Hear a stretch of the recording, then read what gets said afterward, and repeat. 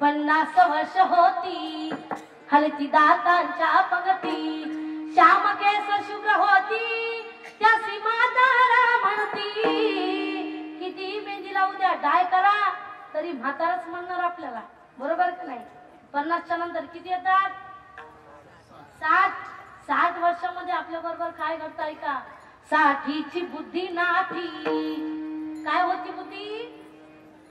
नाठी होते, नाठी. त्यावेळेला परमार्थ सुचत नाही.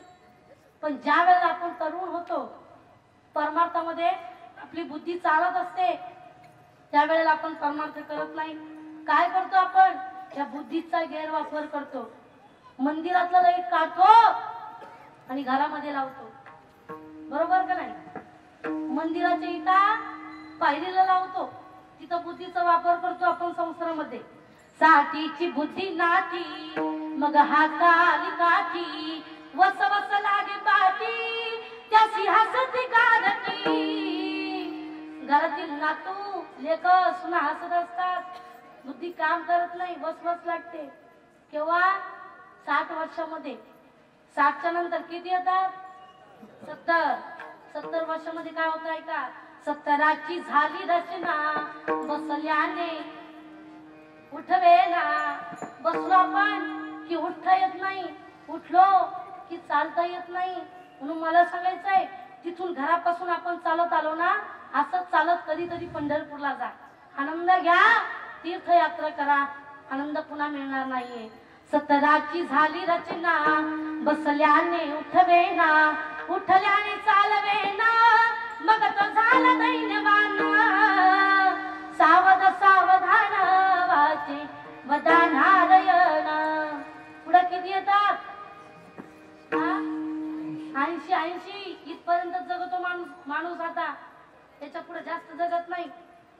4-20 मिळून 80, 4-20 मिळून किती होतात?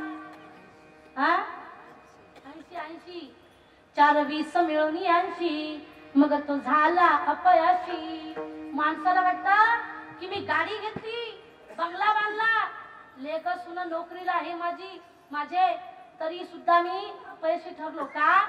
ज्या वेळेला आपण आपल्यासाठी जगायचं असतं पुरुष मंडळ, त्यावेळेला आपण आपल्या पत्नीसाठी जगत असतो, आपल्या लेकरा बाळासाठी जगत असतो, आपल्या नातेवाईक लोकांसाठी जगत असतो. पण म्हातारपणाला आपल्याला कोणी साथ देत नाही. म्हणून जोपर्यंत आपल्या हातामध्ये आहे ना, पैसा आपल्या खिशामध्ये आहे ना, तोपर्यंत परमार्थाचा आनंद घ्या. 4-20 मिळून 80 मग तो झाला अपयशी. पाण्याविना मछली दैसी जीव होतो का सविसा. सावध सावधान वाचे वदानारायण. म्हणून सांगायचंय की हे शरीर तुम्हाला पुन्हा मिळणार नाही. देवाने दिलंय ना भजन करण्याकरता. म्हणून तुकोबाला म्हणतात की देवा, तुला जर जन्माला घालायचं असेल आम्हाला, फक्त एक कर. काय? अभंगाच्या शेवटच्या